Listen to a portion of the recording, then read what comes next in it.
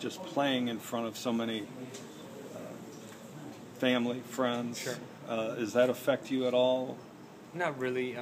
When you're out there, that's not what you're thinking about, So, for me, it doesn't really concern me who's in the stands or who's at home watching. As far as I'm saying, family or friends, things like that, because I got much bigger things to worry about when I'm out there. Have you thought about what that's going to sound like, Bill? I'm sure everybody in the stadium's going to be behind you and going nuts when you get introduced. Sure. I mean, it means a lot. I think this is the part when you guys ask me, does it mean more? Obviously, playing at home, the Cleveland fan base here, it's going to be special. But like I said, once they kick that ball off and you're between those white lines, that's what you got to worry about. And then maybe after the game, you can sit back and think about it. But it'll be awesome. Our fans are great.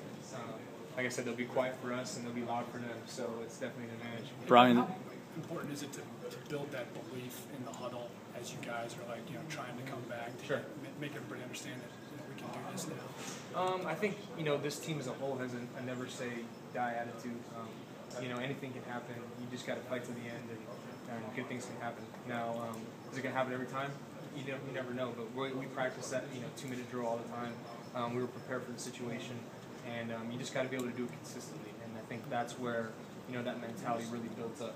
Since you haven't played that much, is it more difficult to shake off those interceptions and just go on to the next play, or what did you think about it? That's always kind of been my mentality, is you got to move on to the next play. If you dwell on something that's happened, in the past, it's going to affect the future in a negative way. Whether you're dwelling on, man, I just threw a great touchdown pass, you might go back out the next time and, throw a bad pass. So whether it's a high or low, you got to move on and kind of try to stay even keel.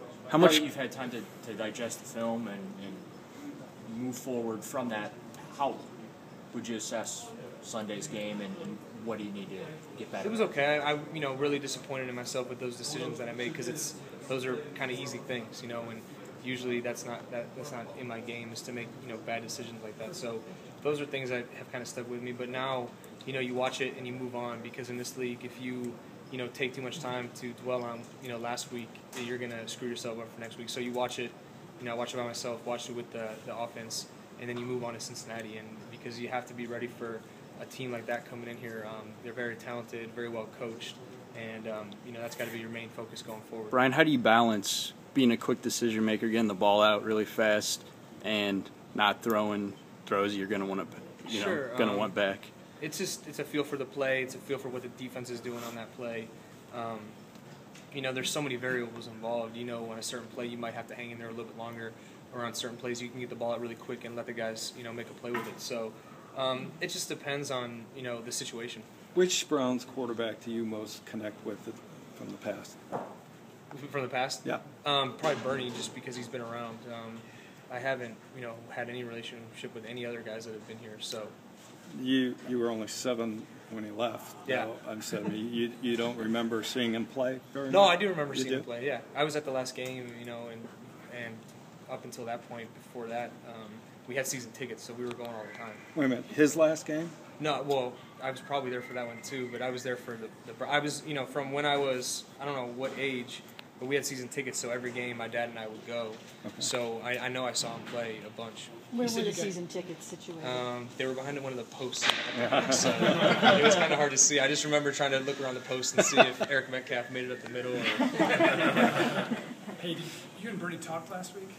He sent me a message and a text, and that was pretty cool. You look down on your phone and it says, "Hey, this is Bernie Kosar." I mean, for me, when I used to wear the jersey out in the backyard to now getting a message from him was pretty cool. What's been the aftermath of your victory? I mean, you're hearing experts all over the country already talking about you. Have you heard from Tom Brady? I'm sure Coach Kyle. Can you just talk about the aftermath? It was a pretty cool experience to come back and look at your phone and see the guys who, people who had texted you, congratulations. So it's cool to see how many people are wishing you well and are happy for you. But, for me, I really don't follow the media.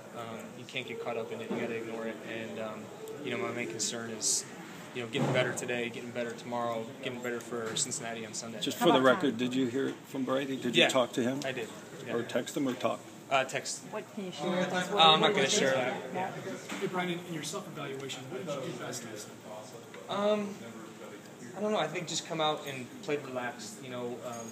a lot of people probably thought I'd be nervous or anxious, but I think for me, you know, I always feel the best when I get to the stadium and I can get in the routine and get going, and you know, that probably helped me loosen up a little bit. We had a few drives get going early, some big plays, but you just got to be yourself, I think, and play the way I play, and you know, really, I'm not really concerned about what I did best. I'm concerned about what I did poorly, and try to learn from that. Hey Brian, the Cincinnati defense, more challenges. Yeah, they're pretty good. I mean, they have all the players in all the right spots, and they have a great scheme. So you have to be on the top of your game. Obviously, it's a division game, so this is huge for us. And it's at home. So we got to really have a great week of preparation, really study these guys, and when you get out there, read and react, because usually they have something that they're going to show you that they haven't shown before.